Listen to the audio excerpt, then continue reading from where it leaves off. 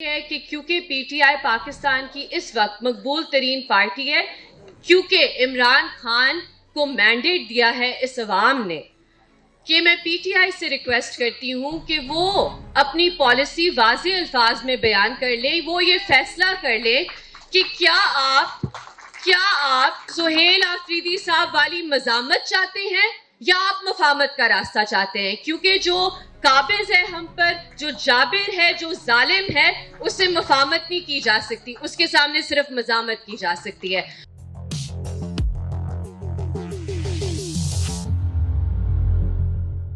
السلام علیکم، آپ دیکھ رہے ہیں گورکھ دندہ ابرار قریشی آپ سے مخاطب ہوں۔ صاحب قومی کنفرنس ہو رہی ہے اور اس میں شرکا نے یہ جو عدلیہ ہے، یہ جو طاقتور ہیں، یہ جو حکومت ہے، جو ناانصافی ہے، ان سب کی بینڈ بجائی ہے اور خدا کی قسم اٹھا کے کیا کچھ کہا ہے۔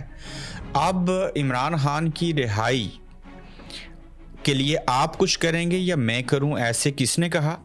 بشرا بیگم اور عمران خان کو جو سزائیں دی گئیں، یہ صاحب بہت بڑا مذاق بن چکا ہے اس ملک کے اندر، چونکہ تمام سیاستدان جو ہیں وہ اس عمل کا شکار ہو چکے ہیں، ماضی میں اب بھی ہو رہے ہیں اور مستقبل میں بھی ایسے ہی ہوتا رہے گا اگر ان چیزوں کا سدباب نہ کیا گیا تو۔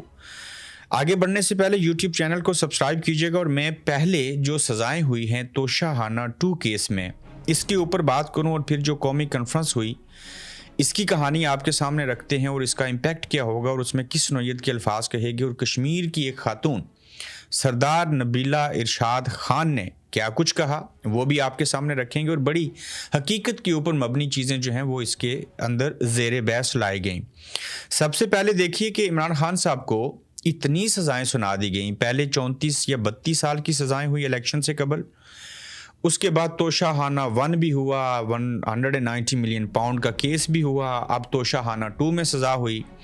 خان صاحب کی حکومت صاحب 70 یا 72 سال ہو چکی ہے، انہیں اب کل ملا کے 42 سال کی سزا ہو چکی ہے۔ معذرت کے ساتھ اتنا لمبا عرصہ تو شاید ہی کوئی زندہ رہ سکے، اتنی تو خان صاحب کی عمر باقی نہیں ہے جتنی آپ نے سزائیں سنا دی ہیں، اور ساتھ میں آپ نے بشرا بیگم کو بھی سزا سنا دی۔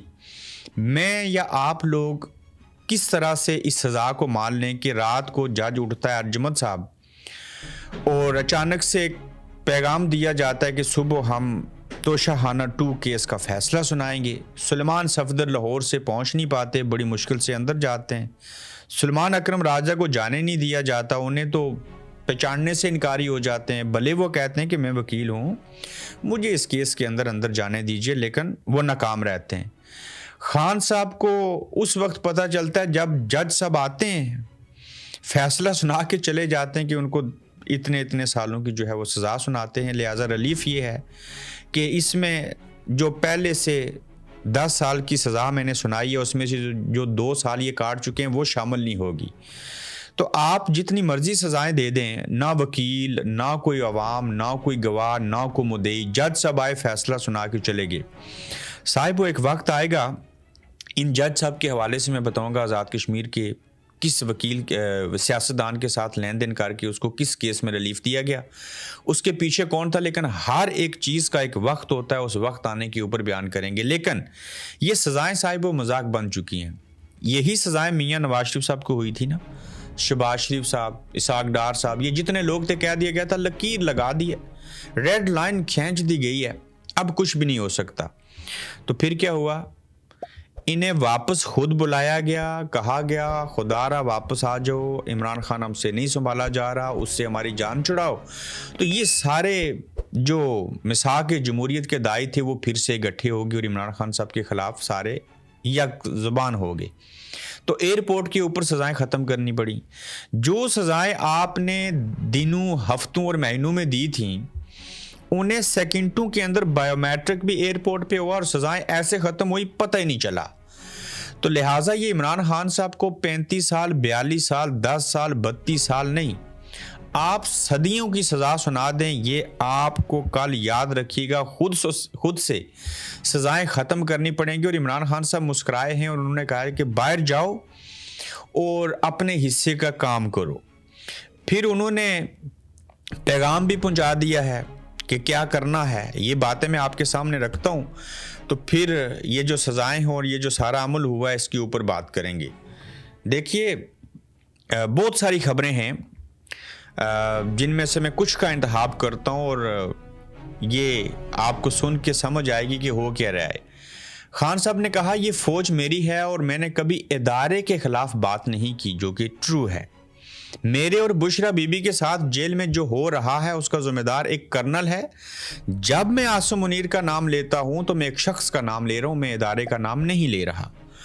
وہ کوئی ووٹ لے کر یا ریفرینڈم کروا کر تو نہیں آیا عاصم منیر، پاکستان پر نہیں بیٹھے۔ عمران خان کے اڈیالہ جیل سے پیغام۔ پھر خان صاحب نے کہا کہ عمران خان نے سہیل افریدی کو پیغام دیا کہ تحریک چلانے کی تیاری پکڑیں۔ علیمہ خان صاحبہ نے بتا دیا۔ آج یہ قومی کانفرنس ہو رہی ہے نا، میں اس کے اوپر بھی آتا ہوں۔ یہ احتجاج کے ساتھ ہی لوگوں، اے پاکستان کے لوگوں، اس کا حل نکلے گا باصورت دیگر آپ قائد اعظم سے لے کے عمران خان تک، اور جتنے باقی بلاول اور زرداری صاحب اور مریم صاحبہ ہیں، یہ بھی مارے جائیں گے، ان کو بھی آپ ہی بچائیں۔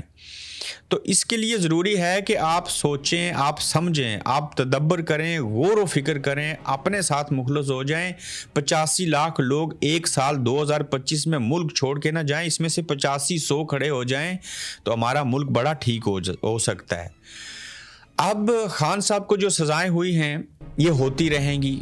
دیکھیے نا، بھارتی فلمیں اگر آپ دیکھیں تو پاکستان کی یا پاکستان کے ڈرامے دیکھیں تو کیا ہوتا تھا، پارٹ 1 اور پارٹ 2۔ اچھا، پہلے آتی تھی دوم 1، پھر دوم 2، پھر دوم 3 مووی آئی، تو اسی طرح سے پاکستان میں توشہ خانہ 1 آیا، 2 آیا۔ آپ کو پتہ ہے کہ عدلیہ کی صورتحال کیا ہے؟ یہ ججوں کے کمروں میں کیمرے لگا دیتے ہیں، بیڈ رومز کے اندر ویڈیو بنی ہوتی ہیں۔ صاحبو، آپ نے کبھی غور کیا کہ یہ سارے ملا جو ہیں یہ بولتے کیوں نہیں؟ کیا آپ نے اس پہ غور کیا کہ یہ جو اداکار ہیں یہ کیوں نہیں بولتے؟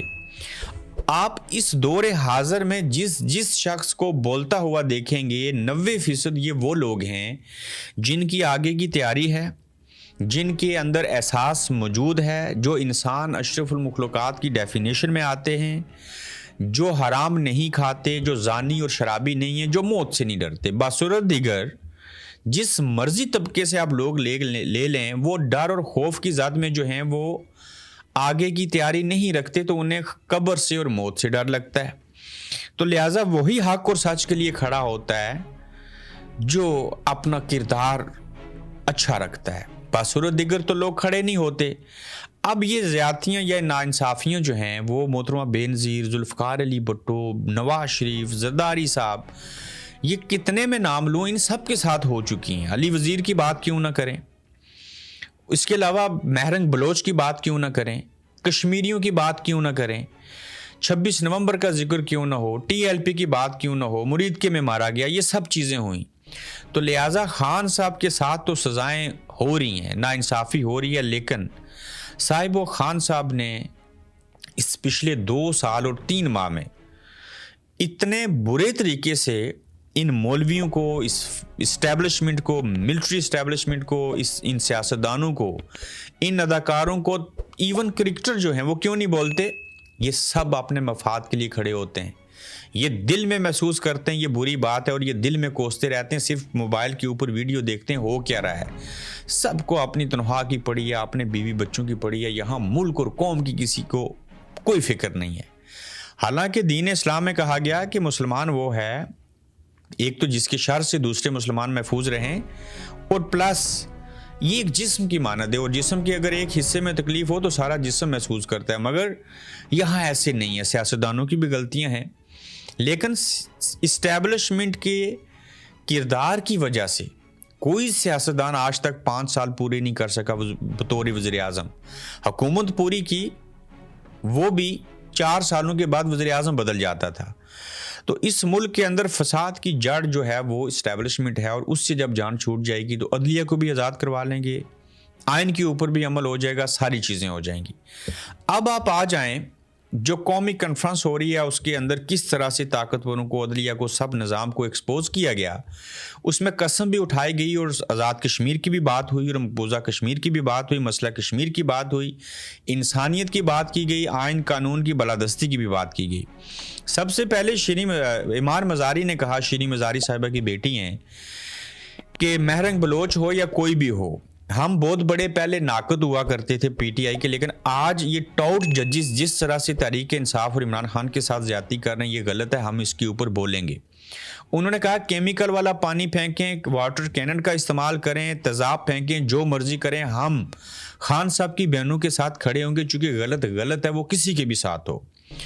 پھر ایمان مزاری نے بڑا اہم جملہ کہا، وہ کہتی ہیں کہ سہیل افریدی صاحب سے میں پوچھتی ہوں اور پاکستان تحریک انصاف اور تحریک تحفظ آئین والوں سے سوال کرتی ہوں کہ کیا آپ یہ واضح کر سکتے ہیں کہ آپ نے سہیل افریدی والی مزاحمتی تحریک چلانی ہے یا مفاہمتی بات کرنی ہے؟ اگر ایسے نہیں کرتے تو پھر مجھے بتائیے، میں عمران خان صاحب کی رہائی کے لیے کچھ کرتی ہوں۔ بات کہنے کی یہ ہے کہ آج جو قومی کانفرنس ہوئی اس کے اندر جتنے بھی لوگ بیٹھے بڑی منی خیز باتیں ہوئی ہیں، اور سہیل افریدی صاحب نے جو بات کہی اس میں یہ ہے کہ کہتے ہیں کہ یہ وقت گزر جائے گا، آج ہم ہیں کل آپ ہوں گے اور آپ ان چیزوں سے نہیں بچ پائیں گے، استثناء فوجیوں کو ہی ملی ہے، عام بلیڈی سویلین کو نہیں ملی۔ تو لہٰذا یہ 26ویں 27ویں آئینی ترمیم کر کے اور یہ جو ساری چیزیں آپ کر رہے ہیں، جو تحریک انصاف کے ساتھ زیادتیاں کر رہے ہیں، یہ آپ کو خمیازہ بھگتنا پڑے گا۔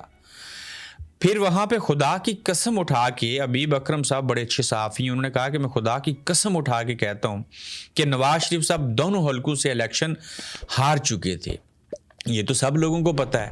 تو جب کوئی شخص قسم اٹھا لے، ایسی گواہیاں دینی شروع کر دے، اور یہ جو قومی کانفرنس ہوئی اس کے اندر جتنے بھی لوگ شامل ہوئے، یہ ایک بڑی اہم پیش رفت ہے۔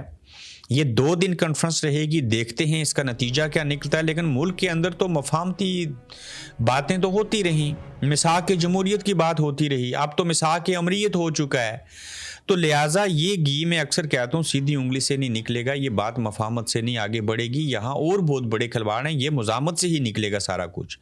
سردار نبی اللہ ارشاد خان، مجھے بڑا اچھا لگا ان کو سن کے، انہوں نے جموں کشمیر ڈیموکریٹک پارٹی سے وہ ہیں، اس کی نمائندگی کرتے ہوئے قومی کانفرنس میں وہ کہتی ہیں کہ جب میری بات نوجوانوں سے جو اس پار ہیں مقبوضہ کشمیر میں یا جو ادھر ہیں ان سے جب بات ہوتی ہے تو خاص کر پار والے یہ پوچھتے ہیں کہ آپ ہمارے لیے کہتے ہیں کچھ کر رہے ہیں، لیکن سب سے پہلے یہ بتائیے کہ یہ جو ہمارا پاکستان وکیل ہے یہ تو خود بیچارہ معذور ہو چکا۔